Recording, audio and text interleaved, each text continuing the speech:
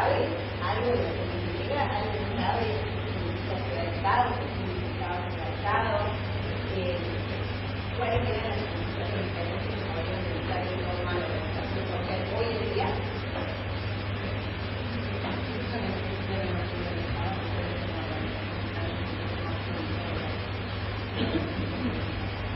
Bueno, la convocatoria es sumamente afinado porque bueno, no había Estado.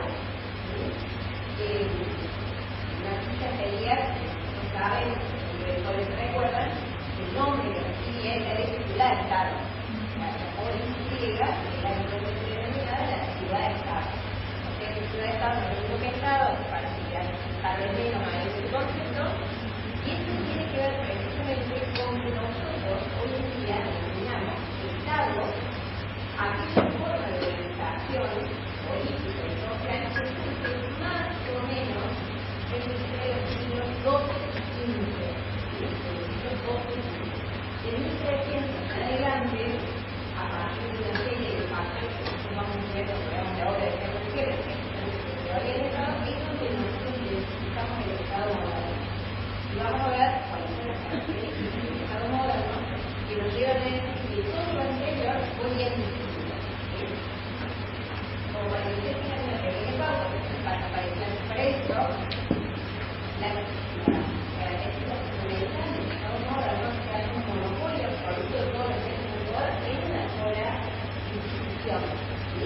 Antes, en su momento, antes del siglo XII, más o menos, existían muchos centros de poder.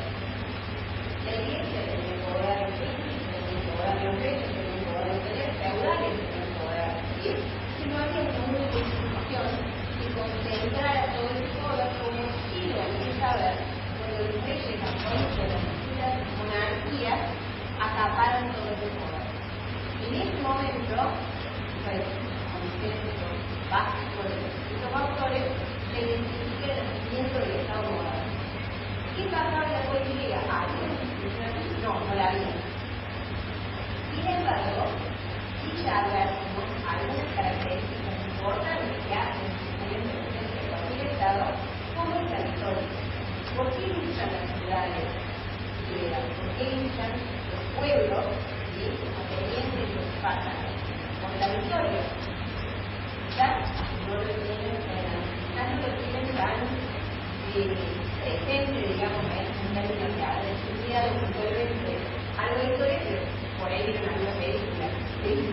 En donde el Brasil luchaba por algo, ¿sí? Algo que se me recordaba de bueno, sí. El concepto de nación el concepto de nación es un concepto propio de los siglos XVI y XVII en adelante, particularmente XVII, surge con una corriente de desarrollo política que se llama el romanticismo, ¿sí? No tiene nada que ver con el amor.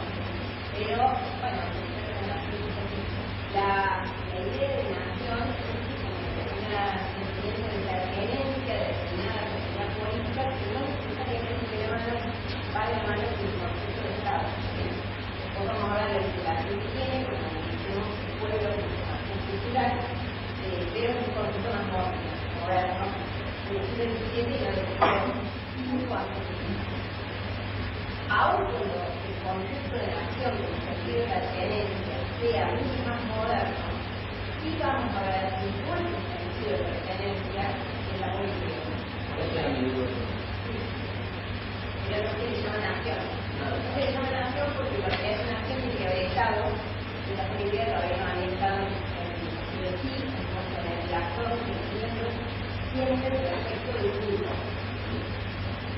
Bueno, entonces, estamos en esto de la política y empezamos a crear que no era un Estado. Nosotros conocemos hoy, pero sin embargo, tienen muchas bases que tenemos hoy en día que incluso en nuestra Constitución. Algunas de ellas son nacionales, parece.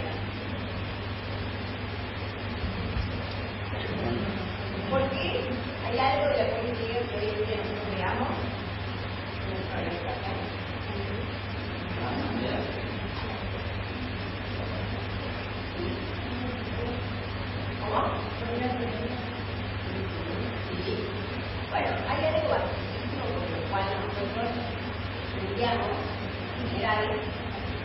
de distintas materias de esta carrera algo que hacemos. Una palabra básica, democracia. ¿Qué decimos? Democracia es el gobierno del pueblo. ¿A dónde surge esta palabra? Realmente de la griega. Demos, pueblo, trato, gobierno. El poder. Y surge precisamente ¿por qué? ¿Cómo era la forma de esta organización que existía en la griega? Primero había una descentralización territorial. Hablan de los espacios territoriales pequeños, pero que sin embargo se agrupaban de cierta manera. ¿Sí? Se agrupaban a través de distintas tribus, y a través de conocidos aquellos pequeños, y eso estaba determinado evidentemente esa forma de organización de grupos, de alto nombre, permite generar representantes de cada uno de estos grupos que van a participar en lo que luego es la asamblea. Los grupos también generan representantes dentro de otro ámbito que se llamaba el Consejo de Vecinos. O sea que, ponemos ahí en contexto, tenemos ya un montón de años ya había una organización que decía el Consejo de Vecinos tiene ciertas facultades, la asamblea tiene ciertas facultades, por cierto había algo que mencionaban tribunales, por supuesto con ciertas facultades. ¿Sí? Aprendimos entonces que ya había división de poderes, no es la que no es la que nosotros vamos a hacer después, pero había división de funciones. Esa división de funciones, cuando me empezó con este tema, que es algo que ustedes entienden mucho, pero que también para ver es un principio de modernización de la administración. ¿Sí? Bueno, esta composición social, lo que más nos interesa a nosotros, por supuesto, es esto de la asamblea. Porque hay un dominante con la democracia asamblea.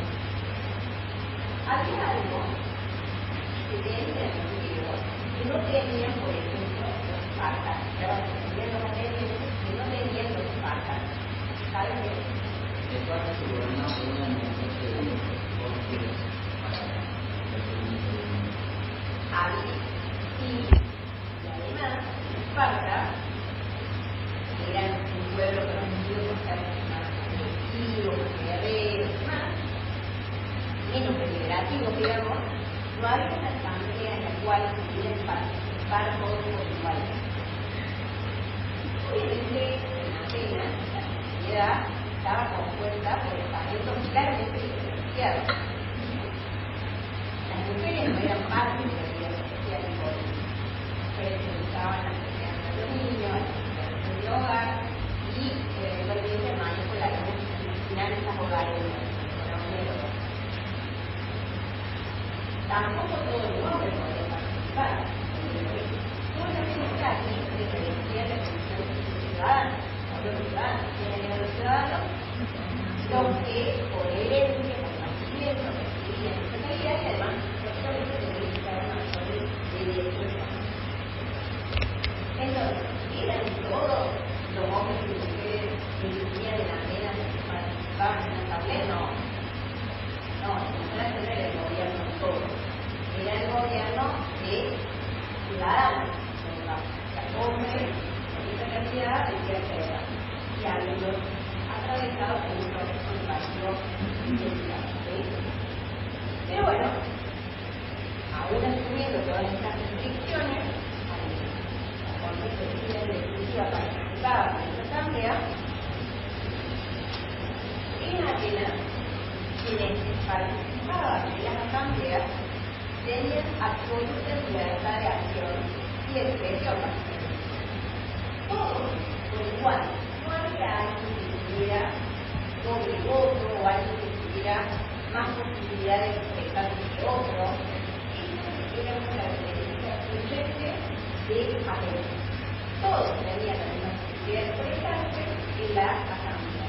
Se llamaba Segovia. Segovia.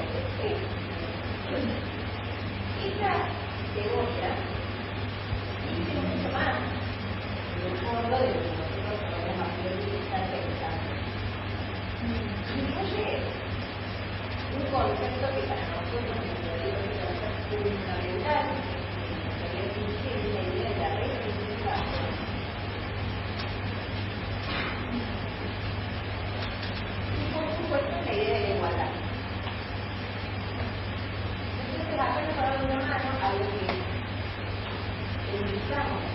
pasada, que vamos a volver a reconocer esto de la libertad. Yo les había preguntado la vez pasada qué opinaban ustedes acerca de que era libre. ¿Sí? Entonces empezamos a discutir acerca de, bueno, de la libertad, que la libertad no es lo que uno quiere, que no es otro, etcétera, etcétera. ¿Sí? Bueno, hay un conflicto, de alguna manera inconciliable, entre esta idea natural de la libertad y la idea de la que hablábamos en esta pasada de la libertad política. La libertad política, aquí lo vamos a hacer de, bueno, no es que yo soy libre de hacer lo que yo quiero, no soy libre de hacer lo que el sistema normativo me deja hacer. ¿Sí? Ese es nuestro concepto fácil, digamos, de libertad política. Pero la tensión de libertad total, absoluta, natural, libertad política, no deja de existir. ¿Sí?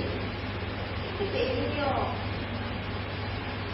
brecha, que a veces puede ser pequeño, a veces puede ser un poco más grande, de libertad exclusiva, digamos, libertad política, es algo con lo que nosotros convivimos siempre, que podría, de hecho, es objeto permanente de estudio en las ciencias sociales, en la psicología, en la cual nosotros tratamos de adaptarnos a las reglas del juego que nos imponen, que tenemos algún instinto que en algunos momentos más, en otros momentos menos, en otros momentos nada, nos indica que nuestra voluntad de actuar quizás no es la que la norma nos está mandando.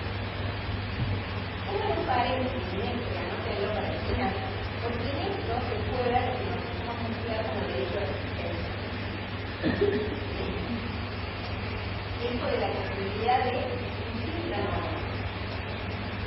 Nuestro derecho de existencia, hoy plasmado en el caso concreto, por ejemplo, la posibilidad de hacer huelga de las fuerzas policiales, ejemplo que no se está discutiendo ustedes, nace en esta democracia en la cual empezamos a ver cuáles son las razones para obedecer las normas. Y es tratar de simplificar. ¿Por qué nosotros tenemos que obedecer las órdenes de las normas? ¿Por qué las normas efectivas son efectivas? ¿Sí? ¿Por qué las obedecemos?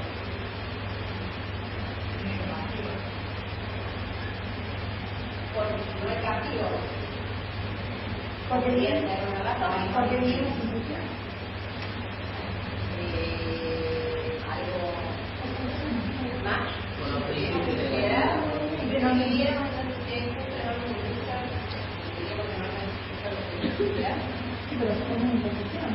Pero no es imposición. con los principios de legalidad, de legitimidad.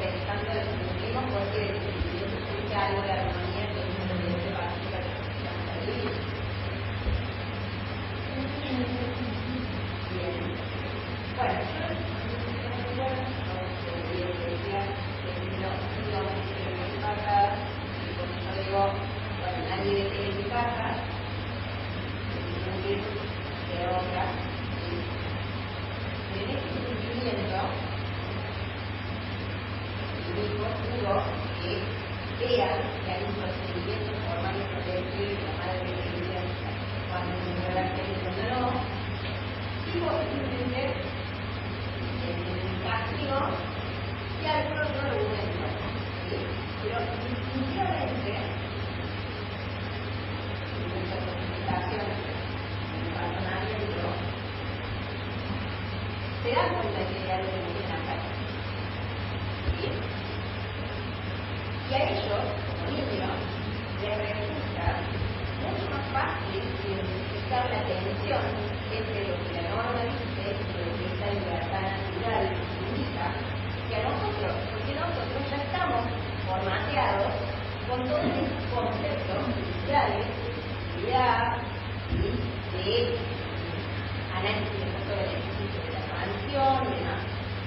Se nota el punto acá, o sea, siempre va a haber una tensión entre la libertad natural y la libertad política.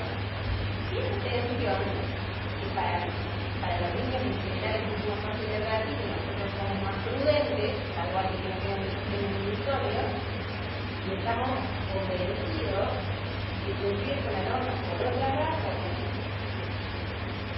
parte de la base de algo absolutamente natural como es que nadie quiere ser gobernado por eso. Nadie. Nadie quiere ser gobernado por eso. A nadie le gusta que le digan que no tiene que hacer. ¿Sí? Entonces, la primera regla, digamos, del derecho político sería identificar esta realidad natural que, ponernos pies en la realidad y ver cómo construimos un concepto de nación de forma jurídica.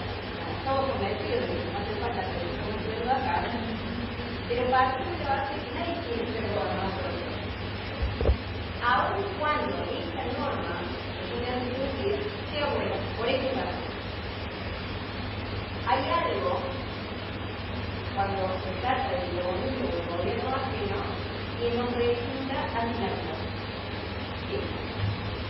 Dicho esto, partiendo de la base de que nadie quiere ser gobernado por otro, el propio Pericles, vieron algunas películas o presidentes y demás, recordarán la figura de Pericles, que era gran, está en las atenienses, lucha, en la guerra contra Esparta, hay varios manuales, hay una un año de guerra de Esparta, de la guerra del Peloponeso, él hizo una oración superior está en la segunda oración. Y en esa oración superior recuerda precisamente esto de que nadie quiere ser gobernado por otra persona, y dice que nadie tiene un derecho natural de matar. Nadie tiene un derecho natural de matar. Nadie nace con alguna precondición natural, de religiosa, heredada de la realidad, y lo ponga por encima de otra persona. Fíjense en lo que dice él 400 de años antes de Cristo. Sin embargo, se pone el germen de la igualdad entre las personas en ese momento. Sin embargo, nosotros, la medida de la transcurrió hasta el espacio de 1789, o sea, la Revolución Francesa, cuestionando precisamente su nombre. De hecho, negando igualdad y diciendo que el país aquí no era otro como venía el Dios. Fíjense el aporte que los griegos hicieron tanto tiempo atrás y que después los propios hombres dieron vuelta. Puede tener que ver con el cristianismo, podríamos hacer algo de la forma de pensar. El mundo tiene que ver con el nacimiento del cristianismo y con el descubrimiento de otras religiones que parten de la base de la superioridad. En general, casi todas las religiones parten de la base de una superioridad, caso del cristianismo de una igualdad total en el resto. También colaboró, ¿no? Ya vamos a ver cómo el cristianismo colabora en la idea de igualdad. Pero de todos modos, utiliza esta idea del cristianismo para justificar el poder absoluto de un rey. Y estas ideas, ustedes, estamos estamos lejos, que tampoco tan lejos, esas ideas son las que significaron un debate de los humanos de 1910. Se dividen café, paso, bla, y compañía, para justificar que había que seguir bajando, la vez estaba preso, su poder venía del cielo, y nosotros podríamos necesitarnos de parte. Pero los griegos le dieron tantísimo tiempo antes, y nosotros seguimos discutiendo estas cosas a principios de. Bueno, entonces, en esta idea del gobierno o el dominio ajeno, va a pivotear casi toda la materia, todo lo que hay el fundamento inicial lo hace efectivamente los griegos y la política. Para ellos, entonces, esto de que nadie tiene derecho a matar al otro, no existe una necesidad que alguien mande a otra persona, somos todos iguales. Esta igualdad del griego se proyecta sobre varias prácticas y formas mundiales. En primer lugar, la asamblea. Todos tienen el mismo derecho, todos participan en la asamblea. Solo los ciudadanos. Solo los ciudadanos. Siempre, cuando nos vamos a referir a esta idea de todos, vamos a. Por eso, lógicamente, hay un tiempo grande ahí. Pero bueno, nos vamos de a poco. Y en esta, yo le decía, bueno, esta tensión constante, ahora, entre lo que la norma dice, la libertad absoluta, y encima de este tipo de hacer funcionar sin derecho a mandar a otro. Entonces, ¿cómo es que la asamblea tiene el derecho de generar ciertas normas que mandan a todos? Hay algo ahí en este argumento que falta como para que realmente nosotros podamos estar todos beneficiados. Estaban los griegos y hoy se cumple la ley. Los griegos, bueno, que se cumple la ley. Bueno, y acá viene esta idea de la representación de la ciudadanía hablando. Nosotros no podemos, ¿cuál sería la mejor forma de representar que haríamos contentos con esta idea de soñar y de mandar? Es la superadora, y participar es una más superadora.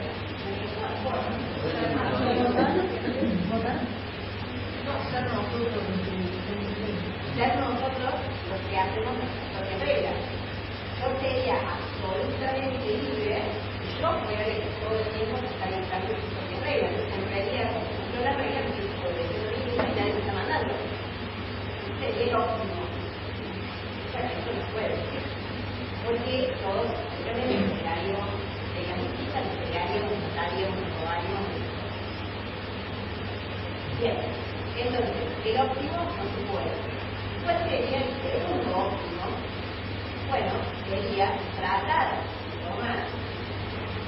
de que estas decisiones que definitivas que cumplen estas normas, porque digo que no se cumplen, le hayan dado algo de participación en su redacción. ¿Sí? Yo no soy 100% libre, pero si al menos participo en la creación de las normas que van a regir, hay la cosa que se acá. ¿Sí? Yo ya no me siento tan mal cuando yo participé en esta decisión. Piensen en algún ejemplo de su vida cotidiana, de su práctica, de su pertenencia a alguna institución, a algún club, a algún grupo, algo en el cual se haya adoptado alguna decisión por mayoría, por deliberación. Imagínense que hubiera sucedido que ustedes no hubieran estado en esa deliberación. ¿Alguien se lo hace algún ejemplo? ¿Alguien se hace algún club? Sí, el consorcio de edificios. Decidieron una especie extraordinaria para poner más seguridad porque entran a robar. Una cosa es cuando se va a la reunión, lo peor que puede pasar es peor que puede pasar. Se va, divierte, argumental, la convivencia pacífica de los vecinos, se barajan las distintas alternativas, en un momento levanta la mano y dice, no, a mí me parece que paguemos muy bueno, pero no tanto, no hace falta que esté las 24 horas,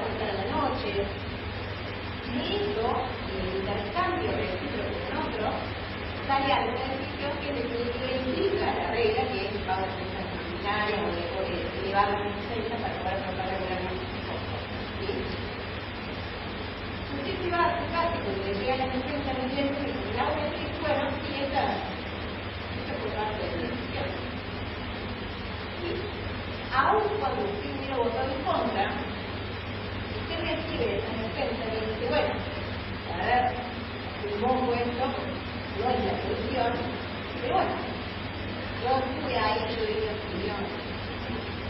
Ahora, distinta es la sensación del vecino, que no estuvo, que no fue, que no tiene idea de lo que pasa y de repente resulta uno.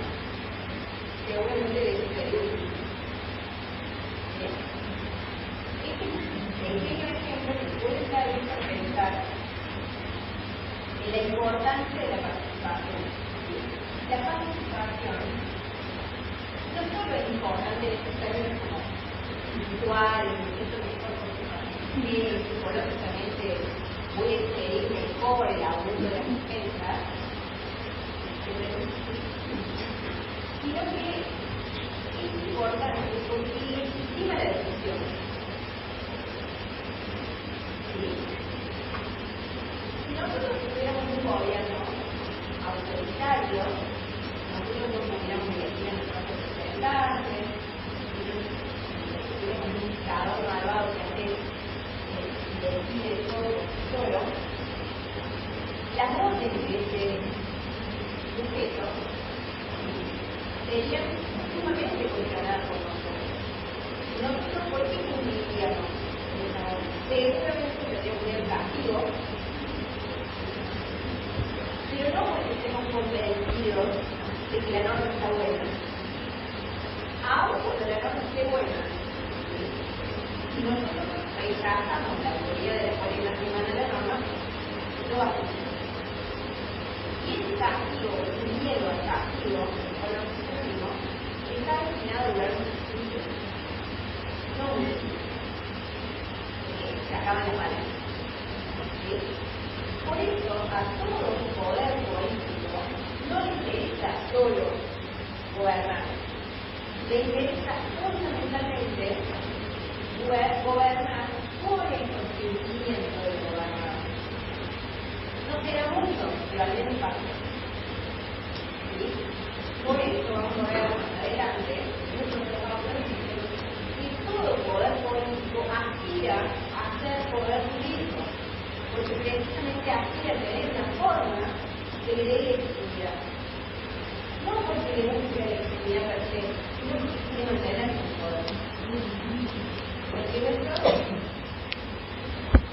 Esto es un desarrollo que arranca con este resumen, tratando de poner los pies en la realidad, arranca con el desarrollo del ejecutivo, pero luego lógicamente no se encuentra evolucionado, desarrollado,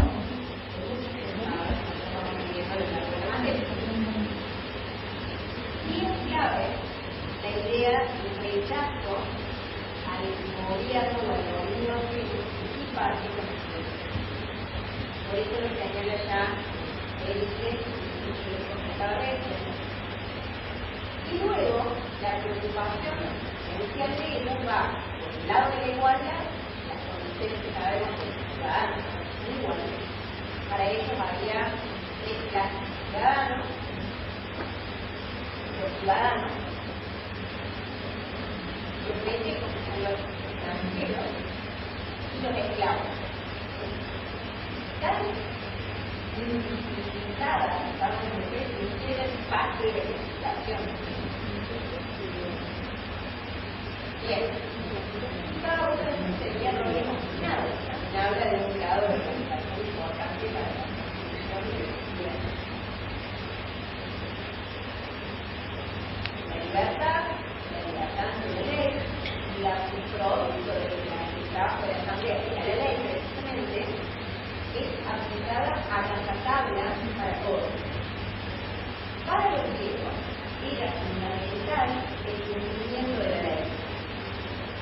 Ellos, a través de los aportes no solo de los cristianos, también de muchos otros, más conocidos que otros, hace un hincapié fundamental el amor a la ley. Ellos hablan de amor a la ley. Y ese amor a la ley tiene que ver con entender que la única forma de evitar arbitrariedades era colocar el mando en algo común, no en una persona, sino algo común que se ve. Cada uno lo va a ir desarrollando con la ley, porque es una realidad diferente, realidad se va a evitar otra. Entonces, la clave para entender el pensamiento, tanto de Platón como de Aristóteles, es partir de esa base en la cual, para todos los griegos, la vida se realiza en la medida en que uno cumpla con la ley. Y esa vida se realiza en ciudadanos individuales, se autorrealizan, solamente en la medida en que vive dentro de la ciudad. No hay ningún tipo de espacio de pensamiento democrático para el individualismo. Algo que tenemos que ser tratado para el griego es que tiene en términos individuales, es que le dedica su vida a los asuntos privados, no a los asuntos públicos, es una bestia de eso. Es un animal. Aristóteles dice, habla de los hombres, los animales políticos, precisamente porque entiende que el hombre solo puede desarrollarse como hombre dentro de la ciudad. Que cualquier retracción a los asuntos privados lo convierte en un animal. Y una vez que no es entendido las capacidades que el hombre tiene para dar. Estas notas son las que, lógicamente, nos están poniendo frente a un sistema, lo que en teoría política se llama el todo parte. ¿Qué es lo relevante para los hijos de todos? Es relevante para es relevante para el Estado, para la Corte griega teniente, en cuanto tiene la necesidad de capacitarse en materia de voluntad intrínseca, de formarse en materia de agricultura. No, la cual no interesa, la cual necesita que haya más escritores, porque no haya más escritores, pero podrá desarrollar su plan de vida individual que lo lleve hacia la agricultura. Pero la gente se da de los asuntos que necesita la forma. ¿Se entiende esto? Bien, por eso, los desarrollos colocan a la forma griega en ese sentido dentro de los gobiernos totalitarios. Pero ellos pierden el totalitario, son los totalitarios que luego sí vemos hacia fines del siglo XIX con muchos del siglo XX. ¿Se entiende? Todo la idea de todo pasa. Bien. O sea, sería un totalitarismo, pero regido por la ley de tenencia. Regido por la ley de tenencia. Pero es totalitario en el sentido que rechaza el individualismo. Que rechaza el individualismo. La frase esta de que el hombre fuera de la ciudad es una bestia es claramente resume la idea de que para el griego la única forma de realizarse la persona es tener hombre. Lo vamos a ver, lo van a ver ustedes en el día de Aristóteles, cuando habla de las virtudes del ciudadano. El ciudadano es virtuoso en términos muy positivo cuando desarrolla las mejores capacidades y posibilidades que tiene en términos individuales para la política. O sea, para nosotros que una persona virtuosa,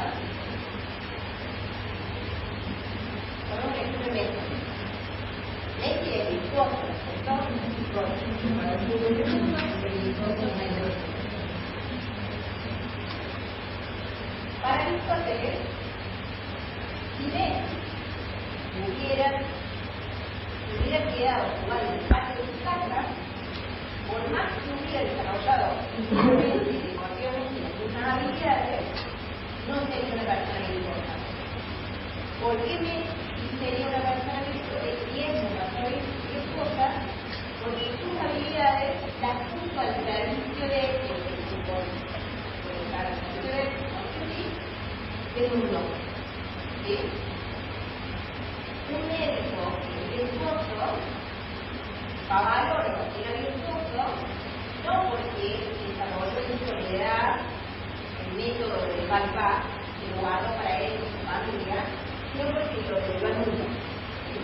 Entonces, es tóxico para eso, tiene que estar en compromiso con la cosa pública. Ese compromiso no puede ser de palabras. El ciudadano virtuoso es el que exprime al máximo y hace sacrificios personales por dar lo mejor de lo que sea, como tiene todo. Si en algún momento alguien se reserva algo para sí, entonces alguien bueno, yo voy a guardar la forma de la relación monumental, porque creía que la voy a ver lo mismo que me decía, un laboratorio que se va a pagar y bueno, después decidirá cuándo y así es que yo me decía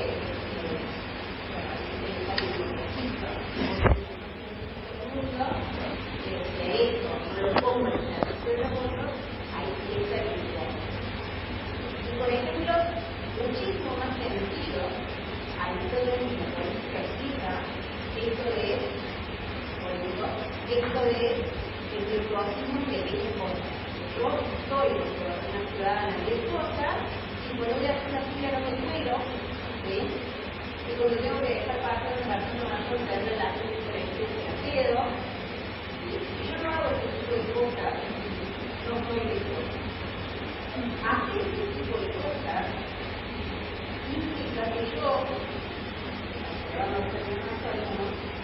primero estoy consciente de ello todo. Es un problema. Estoy consciente de la presencia de los otros. Si yo me subo a lo que activo en el celular, viendo en el celular, no voy a ver que hay otros. Tengo que ver. Se va a subir de manera mayor y hace un yo no lo voy a ver eso. Eso pasa. Asumiendo que los hombres vemos la presencia de los otros, viene segunda etapa para el uso del caso del virtuosismo, que es algo que me paraba de ahora está de moda. Está de moda esto de empatizar. Yo no solo veo que el otro está, sino que me fijo en cuál es la situación de esa otra persona. Sea una persona mayor, o viene alguien, tiene alguna necesidad de estar sentada en la soledad. Entonces, cedo. Tiene que ceder también a arena, yo estoy trabajando en un montón de horas. Ya que dura una hora y lo objetivo, que es una hora, no, mejor de todas estas cosas son las que yo voy diciendo, acá está el comportamiento de las cosas. Por algo que es mejor, es superior para todos, el bien individual genera el acto de nosotros. No tiene que ver solo con subir una constancia, sino con comportamientos incoherentes. Esto es, si ustedes vienen a estudiar derecho político, estudian derecho político. No le preguntan al chat y cuál es la reacción de la política. ¿Sí? Porque a eso se refiere eso. Si ustedes deciden mañana, si dan un chat no se van a comer nada, igual que una cosa climática. Si ustedes estudian lo que sea, lo hacen comprometido con este acto vocacional. ¿Sí? Bien. El tercer paso sería actuar en el del otro, más allá de todas las instituciones. Bueno, primero, evidentemente es algo de ayuda. Yo tomo la palabra ayuda para presentar que el acto de virtuosismo muchas veces significa algo que nunca necesita personal. Los episodios de todo esto, que son algo común en el momento de la ley griega, indican es que yo dejo de lado el interés individual en pos del interés grupal. Por eso la dicotomía es de todo el campo. Parte sería el individuo, y todo sería la política. Entonces, sacrifico algo en términos individuales y enfoque algo que va a ser grupal. En este algo que va a ser grupal, como todo, vayan ubicando una noción que ustedes conocida, que vamos a ver en la vamos a ver bien común. ¿Sí? La noción de bien común es similar, pero pequeña. ¿Sí? Nosotros estamos, como en esta etapa medio maíz, de los griegos, parece que esta idea del individualismo elemental, todo por la patria, sobre todo, puede ser algo fantástico, ¿cierto? Nosotros, ¿verdad? Pero ojo, porque luego esta idea, partiendo de la idea de la economía de todo parte, nos va a poner frente al escenario de regímenes políticos que valieron nuestra dicotomía para incluir dentro de esta bolsa de bien común un montón de cosas que nada tiene que ver con el bien común. Nuevamente vamos a tener tensión entre los individuales y el colectivo, que no va a desaparecer nunca a lo largo de la historia del pensamiento político, porque básicamente es inherente a la personalidad del hombre. Esto es siempre la tensión entre lo que significa que la norma dice, cómo lo justificamos. Bien. ¿Alguna duda? Bueno, en esto de características fundamentales del pensamiento de la teoría griega, la tradición de todas partes, hay algo que aparece como una especie de anécdota que para ellos para una tragedia teatral, que es una obra de teatro que se llama Antígona. ¿Sí? Antígona después podemos estar al videíto, aquí, para que más interesante el asunto, y es un nuevo corto, pero básicamente cuenta sobre una tragedia. ¿Se acuerdan que los griegos son conocidos por las famosas tragedias? Bueno, ¿por qué las tragedias griegas? Pienso que los griegos eran tipos que en sus ratos, digamos, de creación artística, estaba ahí generado en cárcel. Bueno, en el área estaban atravesados por problemas diarios, ¿sí? Que a ellos se divertían hablando de eso. De hecho, son cosas, ahí para ustedes todavía no, pero que realmente son tan divertidas de hablar en las sociedades. Entonces encaraban las tragedias porque las tragedias son estas que ponen en la personalidad límite. Sí, pero estos momentos claros se interesa más. Y estos son cosas que pueden estar divertidas en lugar, porque de hecho nos ponen a prueba para ver cómo reaccionamos con ciertos pensamientos, ¿no? Bueno, en esta tragedia, básicamente lo que sucedía era que le habían matado al padre y el hermano, bueno, toda la familia. Pero vamos al punto de que también llegó una ciudad activa, ¿no? También en la ciudad prohibían el entierro de los estudios. Antígona estaba convencida de que ella quería tener ese espacio para honrar su feudo. Entonces, infringe las leyes de la ciudad, entierra y después viene la autoridad y le dice: no puede. Acá se lo tiene que formar todo el cuerpo, llamar el coche, porque eso no se puede. No lo guardamos por el mando. Aparece acá, ella estaba absolutamente convencida de los dioses, que habían dado el mensaje de que hay que enterrar, de que los dioses mandaban una cosa. Todos están tanto de que para los griegos los dioses eran una figura fundamental, ¿cierto? También es entre casos menores. Había muchos dioses, los cuales creían fuertemente, y eso a los dioses se les adjudicaba el ritmo de los asuntos públicos. Cuando uno iba a la guerra, y también lo que supuestamente los dioses habían matado. El punto con la Antígona es que había una diferencia entre lo que los dioses decían y lo que las leyes de la ciudad aprobaban en esa cambia de decir. Este es un ejemplo para ellos que se la está. Porque tenemos, por un lado, lo que las leyes de la ciudad, en las cuales se debería evidentemente funcionar en base a esta idea de la igualdad de participación de la asamblea, garantizando la libertad de todos, la ley por la cual estaba la vida, resulta estar en contra de lo que los dioses habían hecho, que era absolutamente funcional. O sea, si funcionaba un dios, moría él y toda su descendencia. Esto marca un punto de partida que también nos vamos a acompañar a lo largo de todo este paso del sistema, ¿no? Es la contraposición o el conflicto entre las normas de la naturaleza y las normas convencionales. Las normas de la naturaleza son lo que nosotros hoy en día podríamos traducir, digamos, como derecho natural, y las normas convencionales como derechos positivos. Eso que nos pasa a nosotros hoy en día cuando vemos una norma con la cual no estamos de acuerdo. Lo que hacemos, con otras palabras, es cuestionar la norma de derecho positivo con nuestros ideales de justicia, de natural, o digamos que ustedes quieran poner.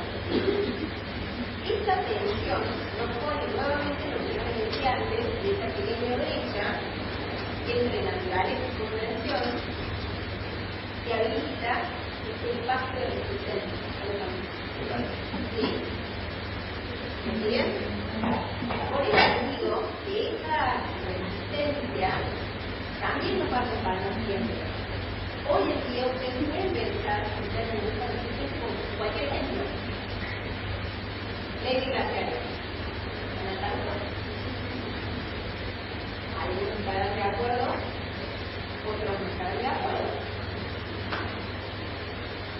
Cualquier norma que se les ocurra a ustedes puede tener algunos adeptos y otros no. En términos prácticos, los adeptos estarán más felices con la norma porque verán una coincidencia entre convención y naturaleza. Los no adeptos estarán menos felices con la norma porque tendrán esta distorsión, este conflicto entre naturaleza y convención, tendrán internamente que reconstruir por qué motivo cumplen con esta norma. Esos motivos no son intereses para el Estado. El Estado le interesa esos motivos. Es la respuesta de esa manera. Yo les decía recién que Sócrates se dedica un poquitito a otro espacio. Pero Sócrates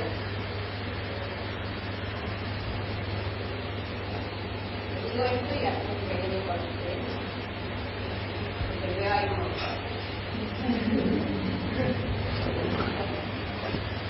Sócrates, sabemos que no existía nada, estaba preocupado, ligado a esta idea de comunismo, de Aristóteles, antes de meter la pedagogía de Sócrates, luego Platón, luego Aristóteles. ¿Usted sabe cómo muere Sócrates? Sí, pero en un ambiente de círculo. ¿Por qué? Para hacer un enano.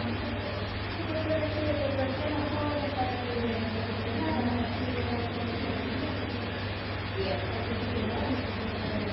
Exacto. A él lo matan, digamos, lo condenan a la muerte, le toman el veneno, porque decían que enseñaba mal, enseñaba cosas que finalmente las privan. Él dice, digamos, antes de llegar al momento de la discusión, él dice que a los allegados dicen, no, que vos tenés una posibilidad de defenderte acá, vos podés decir tal cosa, tal otra. Y él dice, no, si la ley de la ciudad marca que yo he infringido alguna norma, entonces yo, gustoso de no me veneno, acepto la condena porque mi primera muestra precisamente es ley de la ciudad. Entonces cumplo gustoso con la condena. ¿Puede ser el propio que también se presenta en el exilio? Claro, pero él había dicho que no, porque precisamente él estaba convencido de que un ciudadano tiene que morir en Atenas bajo el precio de Atenas, que escapar a ese reclusorio que lo mandaba a morir por haber hecho algo que estaba mal. Y fíjense, un pequeño detalle, no es una ejecución, no es que lo ponían en la guillotina o de alguna manera lo mataban, es que él mismo se tomaba en el. Este es un acto deliberado de ejecutarse su propia pena y cumplir así con el mismo incluso con la muerte, con la ley de la ciudad. Bueno, lo más importante es el ilustrativo de pensar cómo vivían la idea de que con la ley. Entonces estaba particularmente interesado en la educación, en cómo poder identificar algo que fuera común a todos y que ese algo común pudiera derivarse en una mejor sociedad. Este concepto de informe no era fácil de decidir, no es fácil de decidir ahora, de hecho usamos ejemplos para tratar de entender a qué se refería en la historia de la condición de nosotros y tiene que haber algo que sea trascendente de todo, tiene que haber algo que nos permite identificar que todos podemos ser de alguna manera buenos ciudadanos. Por lo tanto, se puede ser mejor ciudad o una ciudad de eso. Entonces, se identifica que algo a lo que se denomina norma general de acción. Y que todos tenemos posibilidad, gracias a nuestra razón, obviamente diferentes nombres de resto de los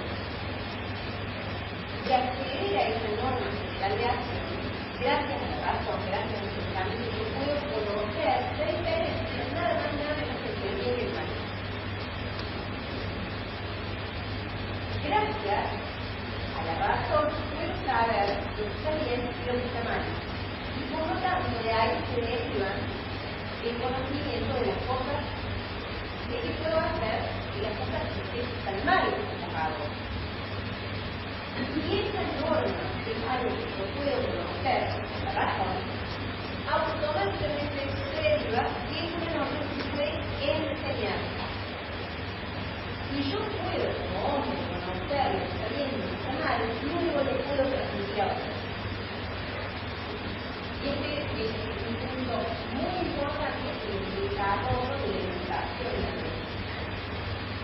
En la medida en que puedo identificar con mi razón lo que está bien y lo que está mal, luego puedo expandirlo a eso.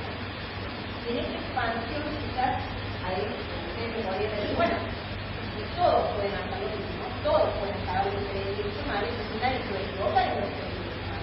No, bueno, puede avanzar sin error, entonces es importante transmitir lo que está bien y lo que está mal. A partir de ahí se desarrolla toda esta corriente que después lo lleva a la muerte a Sócrates de la transmisión del conocimiento y lo que van a hacer la escuela de los sofistas, estos profesores particulares que había, no les pagaba, en el mercenario, no les pagaba, le daban clases de tabliquería, ellos supieron que estaban dedicados al estudio. Pero para esto tenemos entonces, digamos, el gran aporte previo a Platón, Sócrates, es precisamente la idea de que la distinción entre lo justo y lo injusto es algo que todos los hombres podemos ver. El que no ve lo justo y lo injusto, no ve. Esa es una condición natural general para todos. Después cada uno puede exactamente elegir de la expresión de algunos problemas. No es importante que pueda decir que se son parámetros para poder determinar los bueno y lo malo, para después transmitirlo y que mantenga el Lo que Sócrates dice no es que dice, bueno, voy a hacer un catálogo de todo lo bueno y un catálogo de todo lo malo. Él dice, todo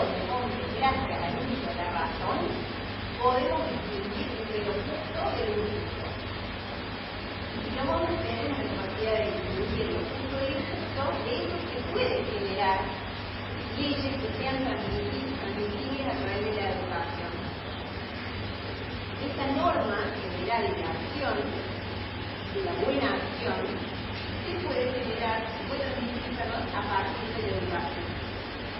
El listado, digamos, de las cosas buenas y de las cosas malas, no es algo de lo cual se va a ocupar Sócrates, sino que más bien es algo que en la práctica, de lo cual en la práctica se lo ocupan y se hacen las leyes. Por supuesto que podemos trasladar lo bueno y lo malo que es solo al plano normativo, lo podemos utilizar para comunicar con la comunicación diaria, lo que todos sabemos. Y eso traten de reconstruir esta idea en cosas básicas. Todos sabemos que cuando nos equivocamos, todos sabemos cuando estuvimos mal con algo. Muchas veces uno actúa sabiendo que está mal lo que está haciendo por algún otro motivo, ¿no? Pero no tiene que ser culpable. Y eso es un punto importante para la psicología, porque de alguna manera nos lleva a entender que el concepto de justicia es un concepto político. ¿Sí? Hay algo en torno a lo que nosotros consideramos justo, no en un caso particular, sino que en esta concepto de justicia, hay un núcleo duro sobre eso. Por supuesto que podemos encontrar matices o casos difíciles, sobre eso discutiremos. Pero hay algo en torno al concepto de justicia que es común para todos, al cual todos podemos hacer gracias a la razón. Esto es muy importante, sobre todo para la filosofía de leyes, porque a partir de esta idea de que hay algo que es común para todos, se desarrollan múltiples teorías de la justicia. Pero si nosotros no partiéramos de la base de que hay algo de justo que es común para todos, sería absolutamente imposible que no habría democracia, ni reglas, ni balas que alcancen para la convivencia pacífica. ¿Sí? Si ustedes lo piensan en términos intuitivos, es posible que se den cuenta que esto es más muy fácil. Alguien tiene alguien tiene un instinto criminal de matar, y bueno, hay gente que tiene, de hecho, gente que lo tiene. Ahora, aún, pensarían algunos, aún esos que lo hicieron, tuvieron que estaba mal lo que estaban haciendo. Y hablan de esta parte de la clase. Y habrá otras cosas, las más reducidas en número, que no tienen ni idea de lo que van a hacer. Bueno, con eso no se puede trabajar porque no está operando la razón. La razón privada de tu razón, por alguna causa física, no es realmente cómodo. Pero es importante, sobre todo, un poco más de dispersión, sobre todo vale, entender que hay un criterio de justicia que es universalizable. Entonces, nosotros decimos, bueno, hay algo que es una norma general de acción que es común para todos, y la podemos conocer a través de la razón, como la podemos conocer, la podemos estudiar. Yo la puedo conocer, la puedo elaborar, como le digo, para hacer un sistema de definición que es bien mal. Es básicamente lo que hacemos todas las personas a lo largo de nuestra vida. Que todos educamos de alguna manera a otros. Bien. Luego de esta introducción, hacemos un pequeño corte para que ustedes tranquilos desde afuera y después tenemos clase.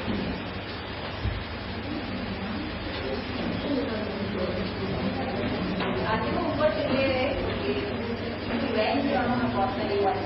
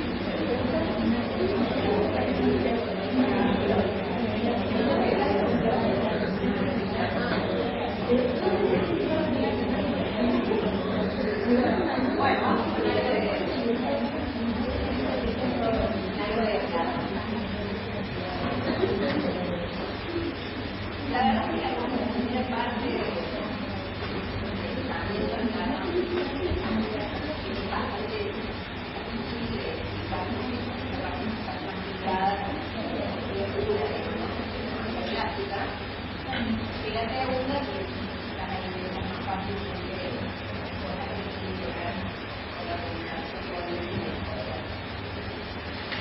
Platón en el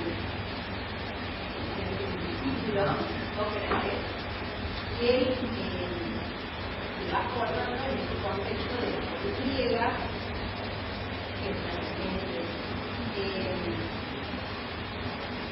que se expresa de alguna manera en este humanismo, en corriente de las características fundamentales de la ciencia clásica, es un humanismo, ¿sí?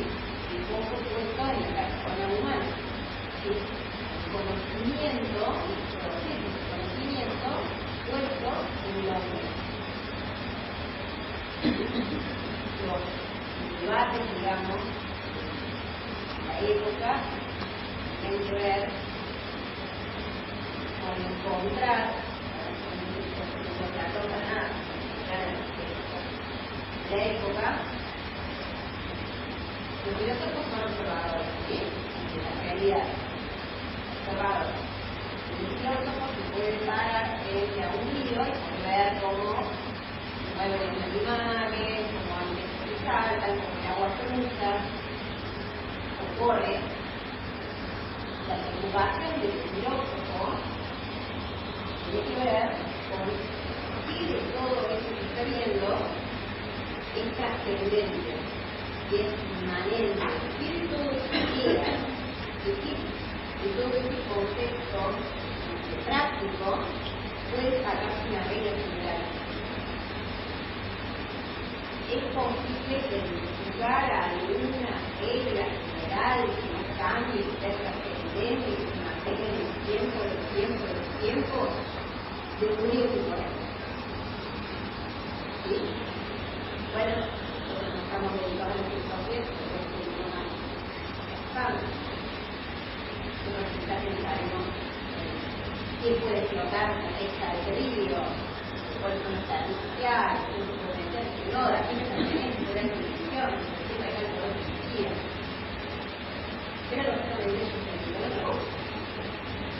los filósofos de clásica en un momento trataban de identificar este tipo de cosas, cómo se debía explicar a este también.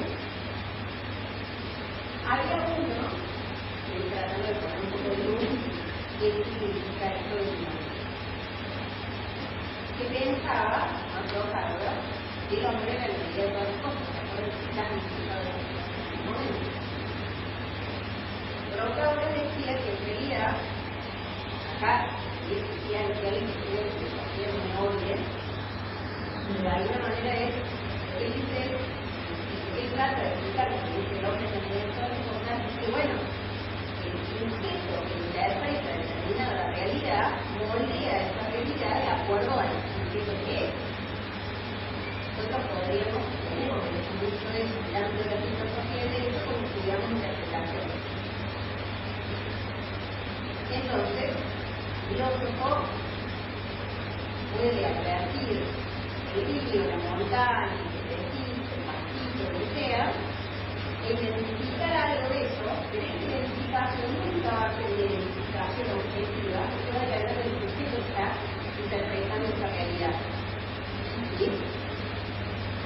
Si nosotros hacemos esto, estamos denunciando a cualquier pretensión de objetividad, por ejemplo, sobre la definición de esta realidad de vida. Platón era más complicado, mucho más complicado. Por eso, digamos, la definición de eso del mundo de los filósofos, por eso nosotros pensamos el platónico como algo que está en la estratosfera, algo muy lejos, ¿no? Porque él decía, las primeras obras están muy dedicadas a la filosofía, y luego se va acercando mucho más a la filosofía política, a esto de lo perspectivo, de cómo deben ser las cosas, como una organización ciudadana, como utilizando por eso. Esa es la última parte de la obra.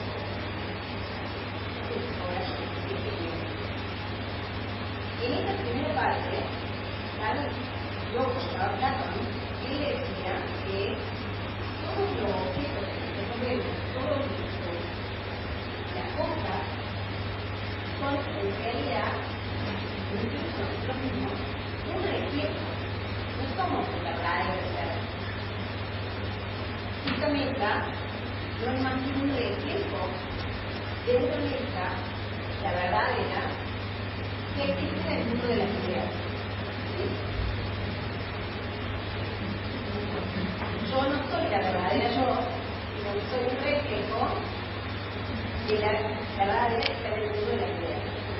Creo que eso pasa en todos. Entonces, este mundo de las ideas, que es inexplorable para los hombres, solamente nosotros podemos ver alrededor nuestro reflejos de formas de la realidad. Esto no es interesante para nosotros en términos políticos, pero solo nos pone un poco en cabeza de que el lobo o el buen sentido estaba era un poco como un contexto para que también pensemos, tratemos de entender por qué él se lo conectamos. Cuando se mete las situaciones que llevan a nosotros, él dice que bueno, las sociedades están constituidas por tres clases de personas y que las sociedades, la comunidad, tiene que estar gobernada por un filósofo rey. El único gobernante puede ser el filósofo rey. Este filósofo rey es el que más se acerca, digamos, a este filósofo supremo total que está en el mundo de las ideas. Es el único cuya deformación, digamos, no es tan grande. Son unos millones. El filósofo rey es el único que puede mandar, ¿sí? No tiene que recibir poder, caminar, es el que hace leyes y hace las mejores leyes y hace buenas leyes. No es que es un tirano corrupto. Las sociedades están constituidas por tres clases de ciudadanos. ¿Qué hay? Estas tres clases les adjudica una especie de alma. Especie de alma el único que tiene algo de oro es el filósofo rey. Luego tenemos a aquellos sujetos que tienen un alma de plata. El alma de plata es la que permite hacer la defensa de la ciudad, encargarse de asuntos heroicos, generalmente vinculados con la milicia, los generales del ejército, los militares en general, que van a ir a la guerra. Y luego tenemos los que tienen el alma de bronce, estamos siempre pensando en una jerarquía descendente, digamos, de alma, y estos que tienen el alma de bronce se van a encargar de hacer algunos asuntos generales que la ciudad necesita para poder subsistir, los oficios y las artesanías, los servicios esenciales. A su vez, cuando al revés cada una de estas almas, el alma de oro, que corresponde con la cabeza, el alma de plata, que corresponde con el pecho, digamos, todo esto de la fortaleza, la armadura y demás, y el alma de bronce que corresponde con el estómago, los intestinos, como una escala, digamos, moderada de importancia en el cuerpo humano, con Platón, y en la cabeza se concentra la razón del filósofo. Para poder ser filósofo rey, para Platón, había que transitar no solamente dos cosas muy importantes. La primera es la función natural. No cualquiera puede ser filósofo rey. Hay algo del orden de la función natural que es inesquivable. Pero, de otra forma, quien no tiene la función natural para ser, aun cuando pase por el mejor esquema educativo posible, nunca puede ser filósofo. Este pequeño detalle, primero, este pequeño detalle va en contra del criterio de igualdad natural. ¿Sí? ¿Qué suena esto?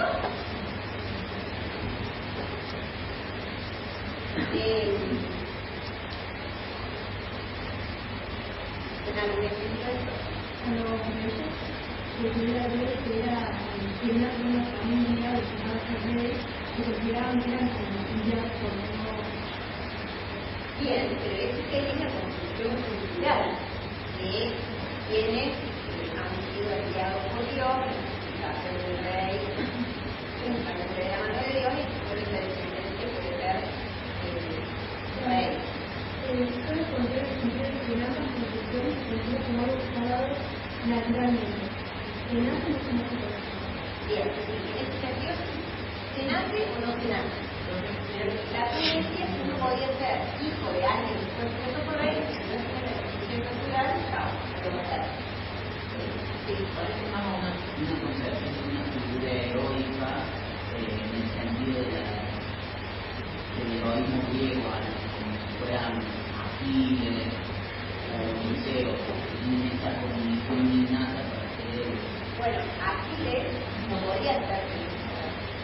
Aquiles solo podía ser alma de plata. El filósofo rey Cáliz estaba muy por encima del resto, por eso era uno de los libros. Y una de esas personas casi perfectas para el propio de Platón. Era tan complicado ser filósofo rey, que de hecho es la condición de un campo.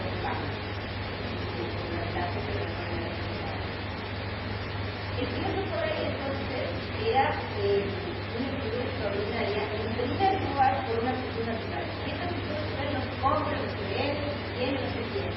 Yo le preguntaba a la gente, ¿algún ejemplo que ustedes conozcan de algo que esté priorizando una cultura natural por sobre las capacidades culturales que me darían la posibilidad de mejorar?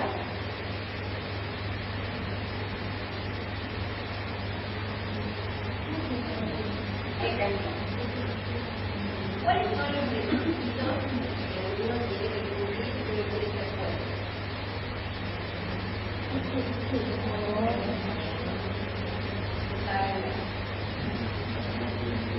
Abogado con una edad, sabe las cosas que uno puede trabajo en judicial o directamente con una posición.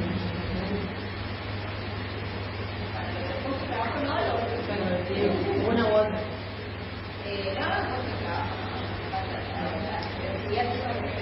Hoy el abogado que se da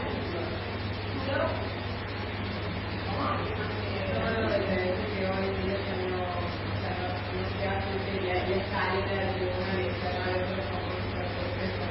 abogados bueno, entonces este concurso es para juez o para algún otro cargo concurso de lo que tenemos un libro que va a consultar o que hay los requisitos que hoy no doy, pero estos requisitos, y esto es el propio de la nación, de la provincia, establemente, los requisitos son requisitos fácilmente acreditables. Como abogado, como abogado. Tenés un cambio en la antigüedad de la matrícula o no tenés de la matrícula de la profesión. Blanco negro, fácil de acreditar. Bueno, lo que la gente decía es que no, acá hay algo extra, no es solamente acreditar según un cambio de la profesión, la edad y el futuro. Acá hay algo que tiene que ver con la cuestión natural. Si vos no tenés la cuestión natural, no podés ser nunca filósofo rey. Si nosotros tenemos que ver cuáles son las funciones de los estudiantes, vamos a leer la Constitución y nos van a dar una serie de requisitos que son fácilmente acreditables. Vamos a decir que son alcanzables. Hay algo del orden de la acreditación sobresaliente que es indispensable para ser filósofo rey. Obviamente, en el práctico, ¿cómo hacemos para acreditar algo sobresaliente? Bueno, no sabemos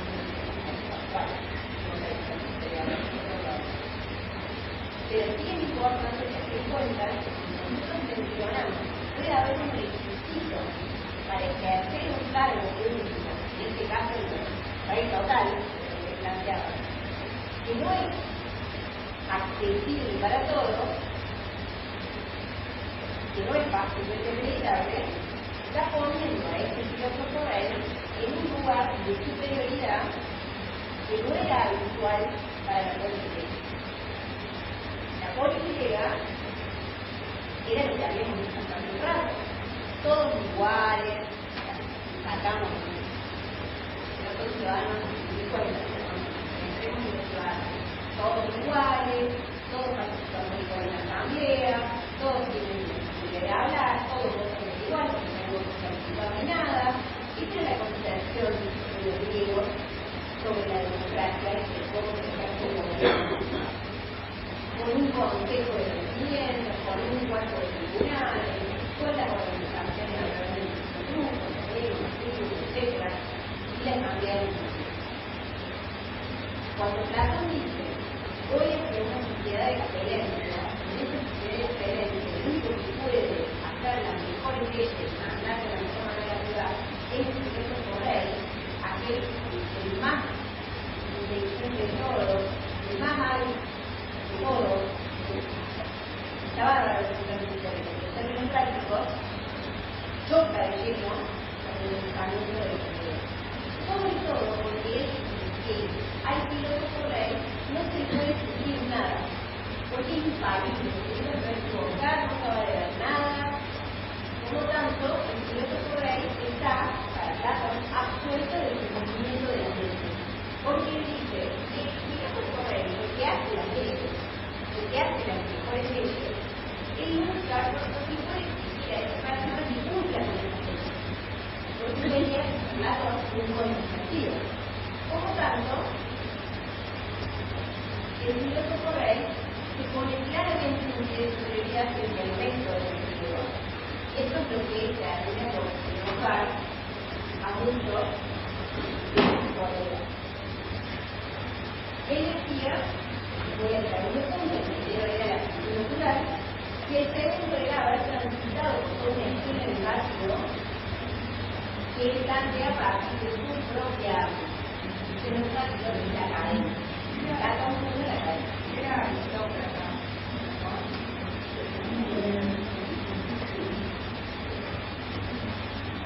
Es bueno que eso es lo que es un poco realmente igual la sociedad no va a ser humana. Ahí lo vemos. Este sistema educativo estaba creado desde prácticamente el nacimiento.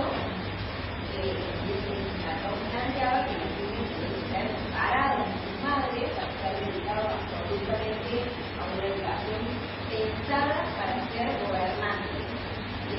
Y que la educación se completaba hasta los 20 años y desde el nacimiento hasta los 20 años en la academia los profesores iban a poder distinguir quién era el más apto para desempeñarse como filósofo rey.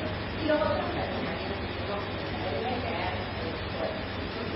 estaba gente que era unida, voluntaria, diferente, con la posibilidad de realizar cosas diferentes. Digo las dos cosas porque una es la posibilidad y otra es la posibilidad de educarse en un marco especial de él, entonces, acá lo que nosotros vemos, vamos a ver la definición de los históricos, él dice que el rey es alguien que nace con ciertas condiciones especiales que transita a través de todo el sistema educativo pautado y cuando terminó con una esta perspectiva de poder que empieza a pasar general de la historia, ¿sí? Una vez que una situación de poder es una persona, bueno, mire, va a tener que buscar los mejores derechos, pero usted no va a estar sujeto a ninguna disciplina. Entonces,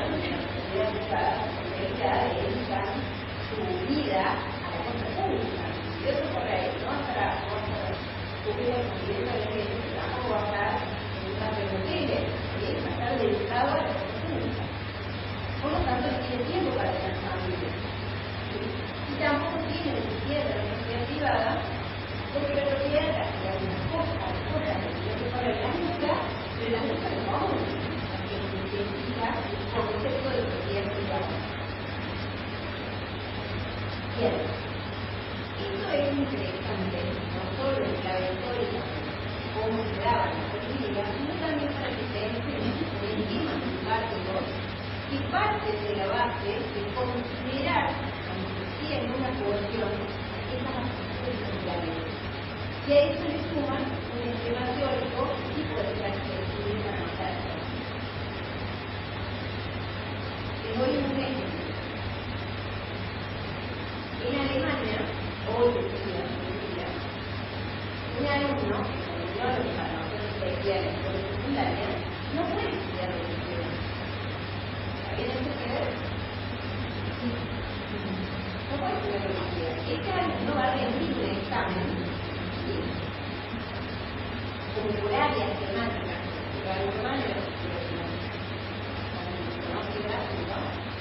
y en función de la calificación que saque, va a poder estudiar medicina, derecho,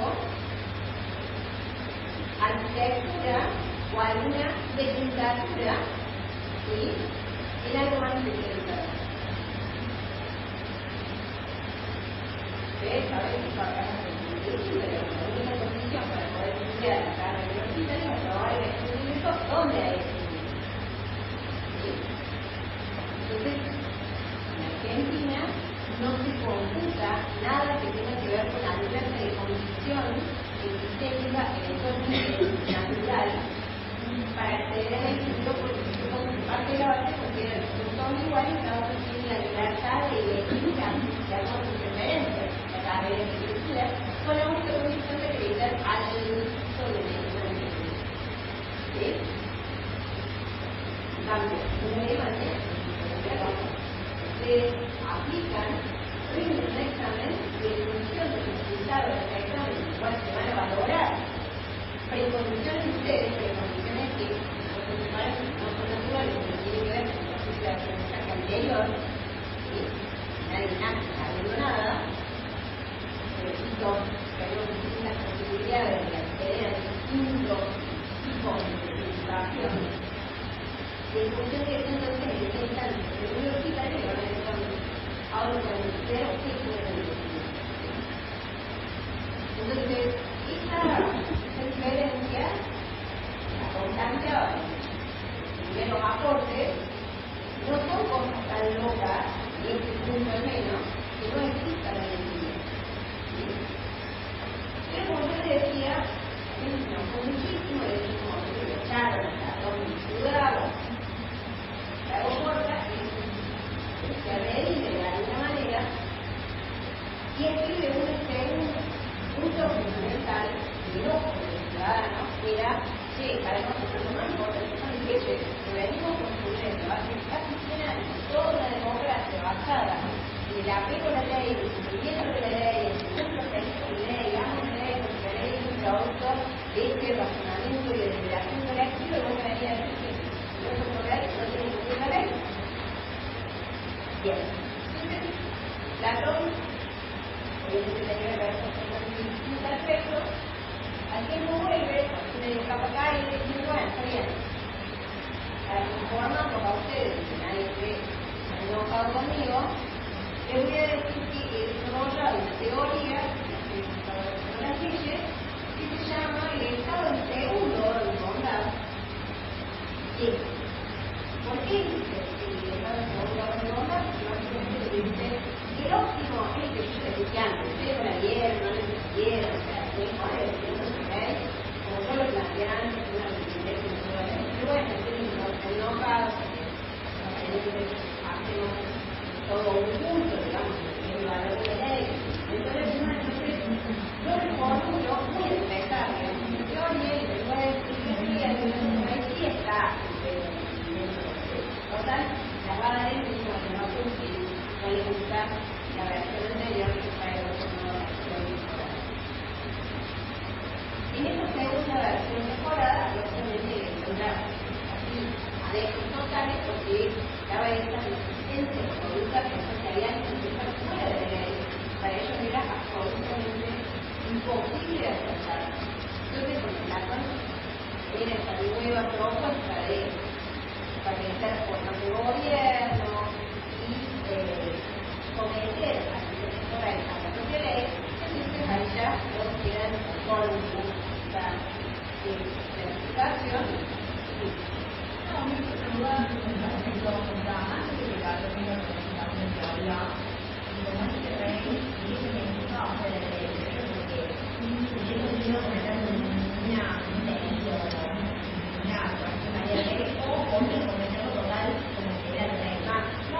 Para Platón era la primera alternativa.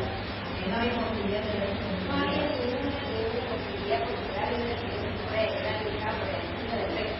No es que estuviera pensando en puede matar sobre el claro por ahí.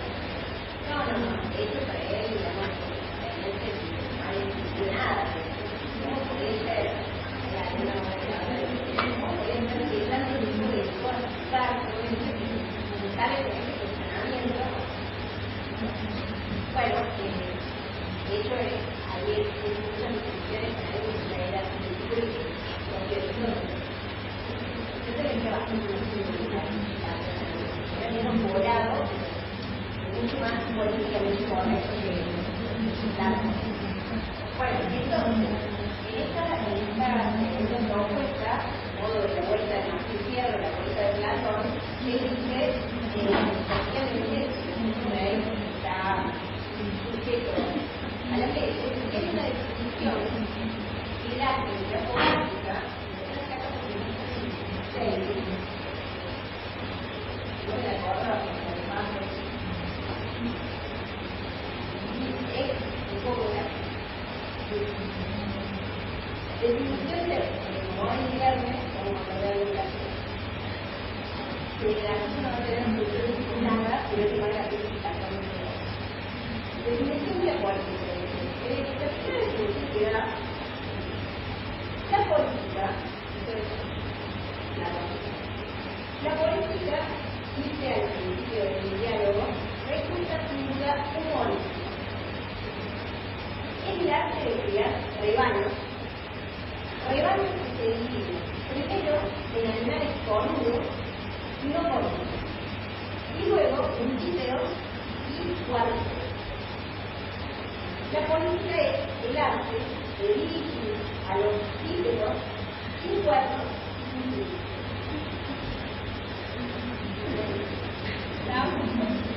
Voy a dar cuenta lo voy a tratar seguro que no sabía la política es el arte de criar rebaños, conducir sociedades, dirigir sociedades activamente. Y estos rebaños se dividen en animales comunes, que es como la de un cuerpo, y luego bípedos y cuadrúpedos.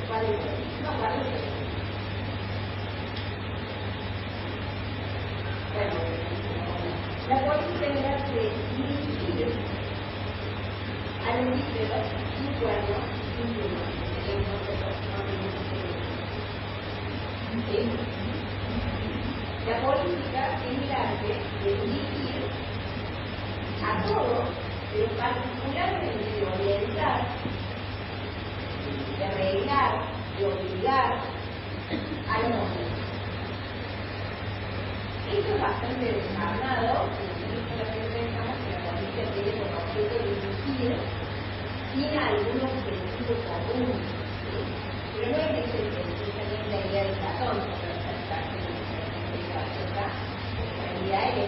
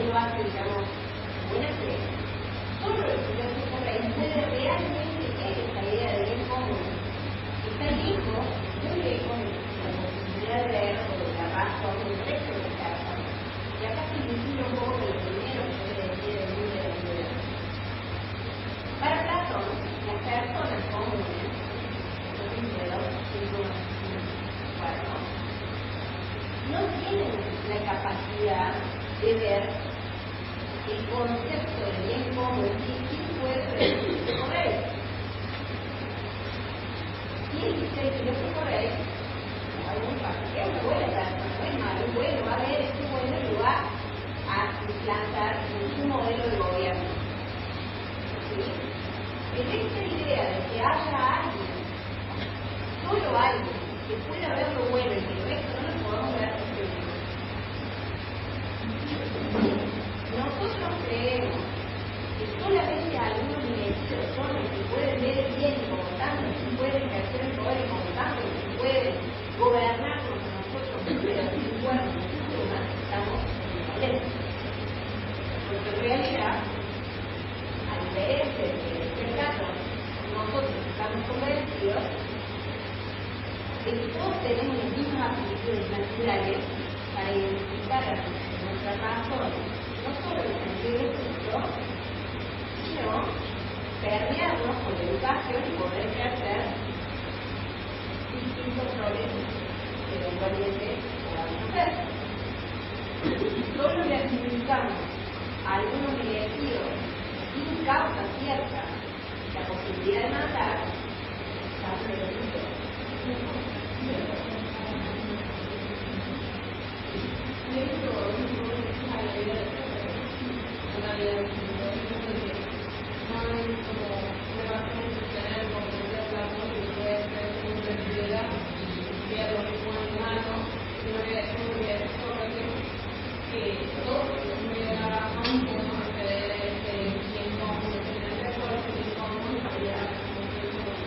Totalmente. Algunas instituciones, digamos, hay una estudiar los diálogos, la consejería con sus principios, que están transmitidos todo el diálogo. En algunos de esos diálogos, no me acuerdo si nosotros, para Monterrey, alguien me dice, sí, pero Sócrates no nos enseñó esto. Sócrates no nos dijo que había uno que estaba por encima de todos y que solo ese tenía la capacidad de ver más allá de lo que decían que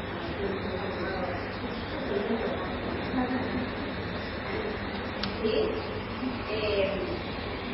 Entonces, más allá de la reconstrucción que Platón hace, que es una posibilidad urgente, digamos, del ciclo, realmente los políticos más importantes de la época clásica, aún así,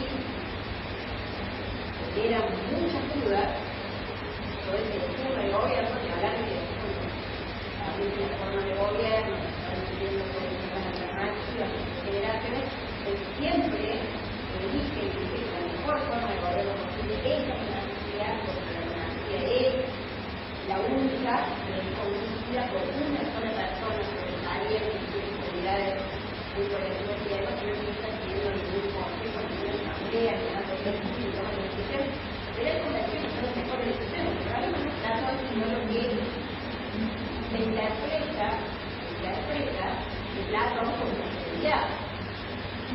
El problema no es Platón. El problema son los totalitarios que tuvieron después a utilizar las ideas de Platón para tratar de colocar gobernantes que son excelsos como lo de nosotros.